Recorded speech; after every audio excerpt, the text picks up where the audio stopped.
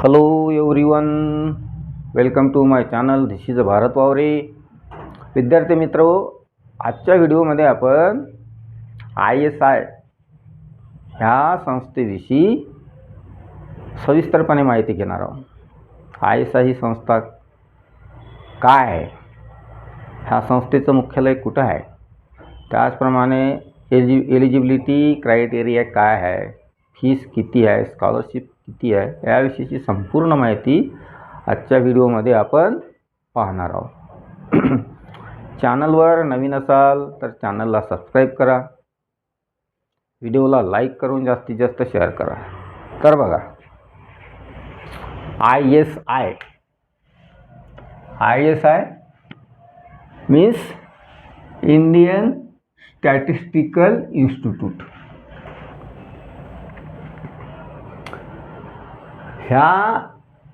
ही संस्था 1931 मध्ये म्हणजे स्वातंत्र्यपूर्व काळामध्ये ही संस्था आपल्या देशामध्ये इस्टॅब्लिश झाली. पूर्णतः गव्हर्नमेंट ऑफ इंडियाच्या अंडरमध्ये असलेली ही एक गव्हर्नमेंट अशी संस्था आहे. याचं हेडक्वार्टर कोलकाता, वेस्ट बेंगाल येथे आहे. त्याचप्रमाणे हिचे आणखी पण 4 ब्रांचेस आहे. एक आहे तेजपूरला आहे, एक दिल्लीला आहे, एक बेंगलोरला आहे आणि एक चेन्नईला आहे. आता स्टॅटिस्टिकल ह्या शब्दाचा अर्थ काय बघा.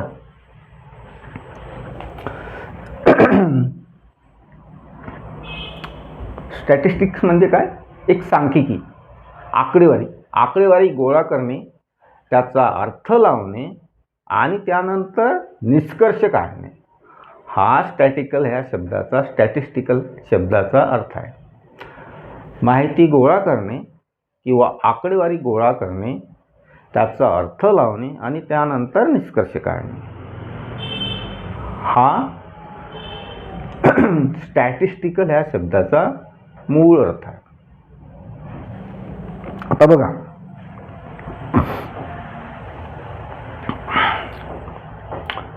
साधारण एक असा समज आहे की सकाळी 5 ते 6च्या दरम्यान उठणारे लोक फिरायला जातात, अर्धा ते पाऊण तास व्यायाम करतात, त्यानंतर 8 ते 8:30 वाजता नाश्ता करतात, दुपारचं जेवण वेळेत घेतात, संध्याकाळचं जेवण 7च्या आतमध्ये घेतात आणि रात्री 8 तासाची व्यवस्थित झोप घेतात. त्यांच्या जेवणामध्ये विविध प्रकारच्या डाळी, कडधान्ये, हिरव्या पालेभाज्या, त्यानंतर फळे असतात, अंडी, मटण, मासे, चिकन असतं, एकंदरीत काय कोशिंबीर असते. त्यानंतर म्हणूनच हे लोक सेफ झोनमध्ये आहे असं म्हटलं जाते. असा एक कंपन्याचा सर्वे आहे. पण काही लोक असे आहे जे कारखान्यामध्ये काम करतात आणि तिन्ही शिफ्टमध्ये काम करतात. तिन्ही शिफ्टमध्ये काम करण्यामुळं यांच्या जेवणाच्या वेळा फिक्स नसतात, झोपण्याच्या वेळा फिक्स नसतात. त्यामुळं यांच्या तब्येतीवर याचा इफेक्ट होतो. एक डायबिटीज होण्याची शक्यता, हार्टवर दबाव येण्याची शक्यता, डोकोदुखी, आम्लपित्त असे अनेक प्रकारचे आजार ह्या लोकांना नंतर लागतात, कारण यांची अव्यवस्थित जीवनशैली. मग फार्मास्युटिकल क्षेत्रामध्ये असलेल्या कंपन्या कोणत्या? सन फार्मा आहे, लुपिन आहे, अजंता फार्मा आहे. ह्या कंपन्या काय करतात की एक अंदाज लावतात की 5 वर्षानंतर, 7 वर्षानंतर किती लोकांना डायबिटीज होणार, किती लोकांना हार्टचा प्रॉब्लेम येणार. त्यानुसार मग ह्या कंपन्या काय करतात की गोळ्या औषधाचं उत्पादन सुरू करतात आणि ह्या कंपन्यांना मग गोळ्या औषधाचं उत्पादन किती करायचं यासाठी डाटा ॲनालिस्ट आणि डाटा सायंटिस्ट यांची गरज पडते. आणि डाटा ॲनालिस्ट आणि डाटा सायन्स हे निर्माण करण्याचं कामच ही इंडियन स्टॅटिस्टिकल इन्स्टिट्यूट ही संस्था करते. हे झालं एक उदाहरण. आता दुसरं उदाहरण बघू. बघा, आपल्या भारतीय शेअर बाजारामध्ये बॉम्बे स्टॉक एक्सचेंज आणि नॅशनल स्टॉक एक्सचेंजवरती टाटा स्टील ही कंपनी लिस्टेड आहे. ह्या कंपनीचं प्रॉडक्ट काय आहे? स्टीलचं उत्पादन करणे आणि वितरण करणे, वेगवेगळ्या कंपनींना वितरण करणे. बांधकाम क्षेत्रातल्या कंपन्या असो, रेल्वे सेक्टरमधल्या कंपन्या असो, डिफेन्स क्षेत्रामध्ये काम करणाऱ्या कंपन्या असो, किंवा ॲटोमोबाईल क्षेत्रामध्ये काम करणाऱ्या कंपन्या असो, ह्या सर्व कंपन्यांना टाटा स्टीलचा पुरवठा करते. मग उदाहरणार्थ जर समजा एखादी 40,000 कोटीची गरज, कंपनीला 40,000 कोटी उभे करायचे आहेत, त्यासाठी आपल्या देशातील मोठमोठे इन्व्हेस्टर किंवा परकीय गुंतवणूकदार टाटा स्टीलमध्ये गुंतवणूक करतात. त्यामुळं कंपनीची ग्रोथ वाढते, कंपनीच्या रेव्हेन्यूमध्ये वाढ होते, कंपनीच्या प्रॉफिटमध्ये वाढ होते, आणि त्याचा मोबदला म्हणून कंपनी आपल्या गुंतवणूकदारांना शेअरच्या स्वरूपात, बोनस शेअर किंवा डिव्हिडंडच्या स्वरूपात त्यांना लाभ करून देतात. ही झाली दुसरी गोष्ट. आता हे टाटा स्टीलच्या बाबतीत मी जे सांगितलं, ह्या कंपनीला पण डाटा ॲनालिस्ट आणि डाटा सायंटिस्ट यांची गरज पडते, आणि हेच निर्माण करण्याचं काम ही इंडियन स्टॅटिस्टिकल इन्स्टिट्यूट ही संस्था करते. इथपर्यंत क्लिअर? ओके. आता बघा, ह्या संस्थेमधून डिग्री घेतल्यानंतर विद्यार्थ्यांनी डिग्री घेतली आणि विद्यार्थी बाहेर पडले, त्यांना प्लेसमेंट कुठे मिळणार, यांना जॉब कुठे मिळणार? बघा, यांना जॉब देणाऱ्या कंपन्या आहे axis bank, HDFC bank, Tata capital, Amazon, Google, Microsoft, JP Morgan, आणखी बरेच आहेत, मॉर्गन स्टॅनली आहे, आणि हे झाल्या प्रायव्हेट. आणि त्यानंतर भारत व राज्य सरकारच्या सांख्यिकी विभागामध्ये पण यांना नोकऱ्या मिळतात. यांचं ॲन्युअल पॅकेज असते 25 लाख ते 90 लाख. बघा, IT मध्ये काम करणारे जे इंजिनियर आहेत त्यांचं पण पॅकेज एवढं नाही, त्यांचं पॅकेज यांच्यापेक्षा कमीच असते.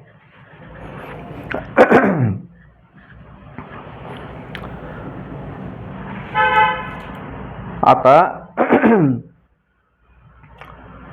या इंडियन स्टॅटिस्टिकल इन्स्टिट्यूट ह्या संस्थेमध्ये जर एंट्री करायची असेल तर एंट्रन्स एक्झाम द्यावी लागते. एंट्रन्स एक्झाम दिल्यानंतर त्याचे 2 पेपर असतात.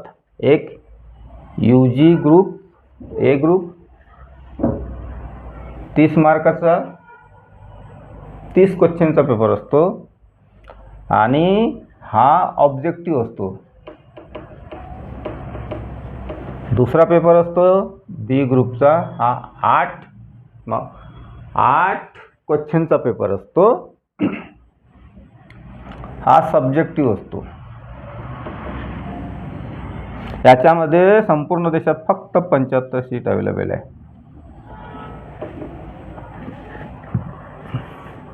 इथपर्यंत क्लिअर?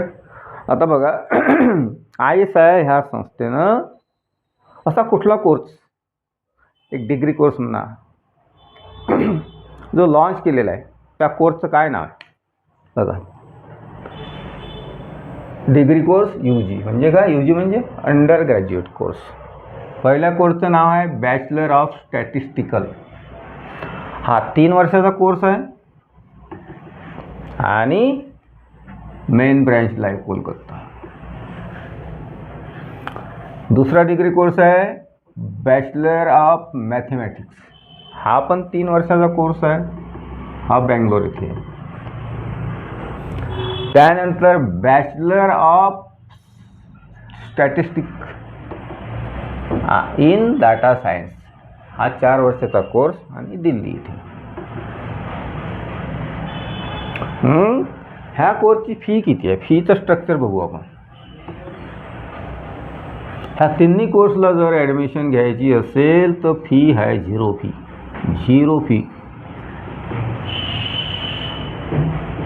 फी आहे. पण मास्टर डिग्री जर करायची असेल तर पर सेमिस्टर 1,00,000 रुपये. म्हणजे काय, एका सेमिस्टरचे 1,00,000, 2 सेमिस्टर म्हणजे वर्षाचे 2,00,000 रुपये एवढी फी मास्टर डिग्रीसाठी. आता स्कॉलरशिप किती आहे बघा. स्कॉलरशिप 5,000 रुपये पर मंथ, म्हणजे 12 महिन्याचे झाले 60,000 रुपये. आणि बुक स्टेशनरी प्रोजेक्टसाठी 5,000 ते सेपरेट मिळतात. म्हणजे टोटल 65,000 रुपये स्कॉलरशिपच्या रूपाने मिळतात. आणि तेही मोफत, झिरो फीमध्ये. फक्त एक अट आहे का सिक्युरिटी डिपॉझिट म्हणून फक्त 5,000 रुपये ठेवावे लागतात. आणि लायब्ररी डिपॉझिट म्हणून 2,000 रुपये ठेवावे लागतात. हे 5 आणि 2 7,000 हे रिफंडेबल आहे. याच्यामधले फक्त हॉस्टेल आणि मेसचे 200 रुपये वर्षाचे कापून 6,800 रुपये विद्यार्थ्यांना रिफंड होतात. आहे की नाही गंमत. मोफत डिग्री घ्या आणि वरून 65,000 रुपये स्कॉलरशिप घ्या. आहे कोणती अशी संस्था, आहे कुठलं असं इंजिनिअरिंग कॉलेज वगैरे मोफत डिग्री देणारं, स्कॉलरशिप देणारं नाही. आपल्या लोकांचं काय, इंजिनिअरिंग आणि मेडिकल बस इकडे धाव आहे. इकडं सपाट आहे आपल्याला. बरं असो. आता आपण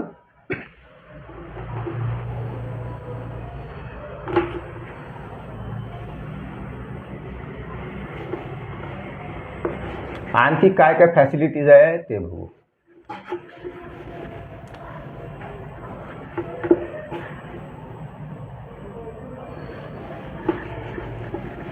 ISI इंडियन स्टॅटिस्टिकल इन्स्टिट्यूट आणखी विद्यार्थ्यांना काय काय फॅसिलिटी देते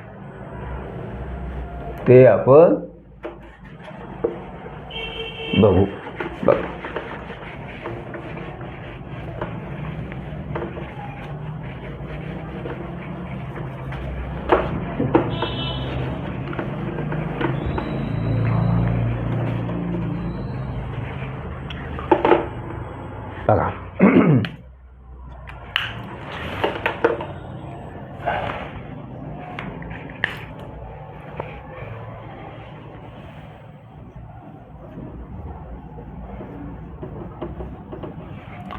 फक्त 75 सीट्स या संस्थेमध्ये अवेलेबल असल्यामुळं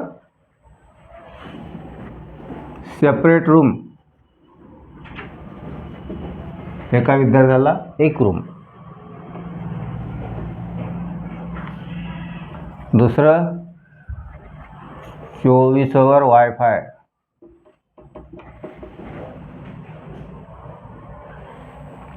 त्यानंतर कपडे धुण्यासाठी वॉशिंग मशीन.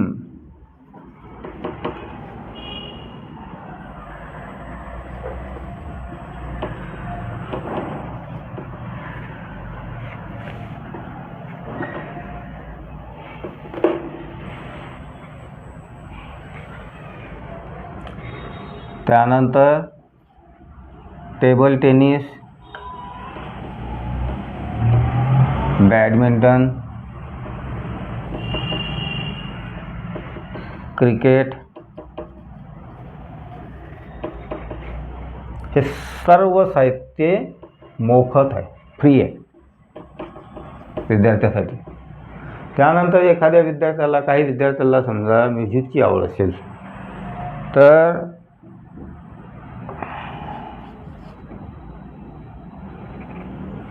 बँजू, तबला, गिटार हे पण या ठिकाणी अवेलेबल आहे. योगा रूम आहे, जिम्स आहे, सगळ्या सोयी सवलती या ठिकाणी अवेलेबल आहे.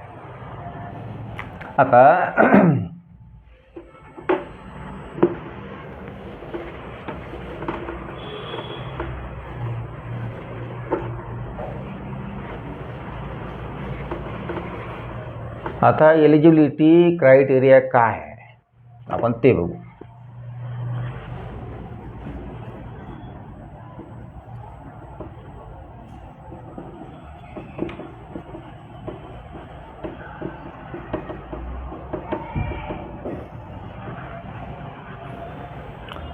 विद्यार्थी हा 10+2 5 असावा. त्याला 10वीमध्ये मॅथ आणि इंग्लिश हे सब्जेक्ट असावे. त्यानंतर 12वीमध्ये मॅथ आणि इंग्लिश हे सब्जेक्ट असावे.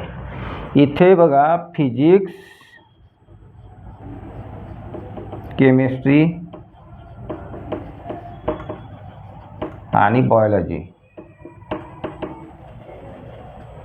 या विषयाची कुठली अट नाही. जर कॉमर्सचा विद्यार्थी असेल त्याचं मॅथ आणि इंग्लिश स्ट्रॉंग असेल तोही विद्यार्थी अवेलेबल आहे. इथे कॉमर्सचा विद्यार्थी असेल त्याचं मॅथ आणि इंग्लिश स्ट्रॉंग असेल तो पण एलिजिबल आहे. आणि सायन्सचा विद्यार्थी असेल त्याचं मॅथ आणि इंग्लिश स्ट्रॉंग असेल तो पण एलिजिबल आहे. मार्क्सची अट आहे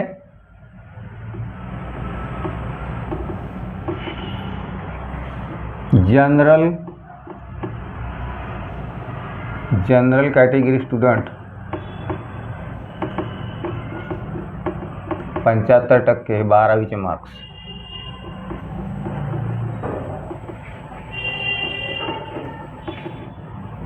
आणि SC ST यांच्यासाठी 65% मार्कची अट आहे. आता ह्या संस्थेची वेबसाईट आहे.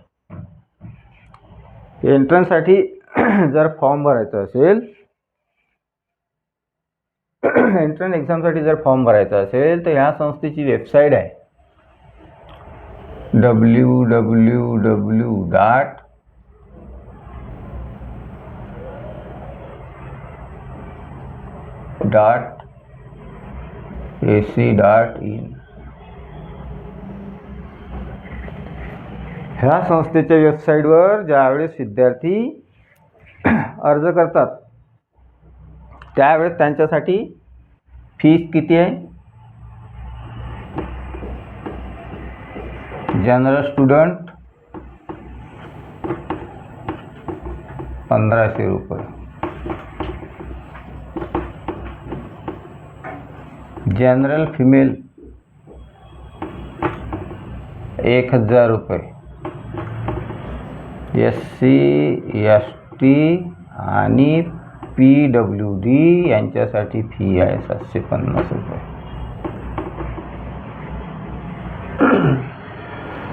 आता मार्च महिन्यात आणि एप्रिल महिन्यात याची वेबसाईटवर शेड्यूल येणार आहे एक्झामचं आणि फॉर्म भरण्याचं. ते शेड्यूल आल्यानंतर मी परत व्हिडिओ बनवणार आहे त्या शेड्यूलवरती. त्यासाठी आपण या व्हिडिओला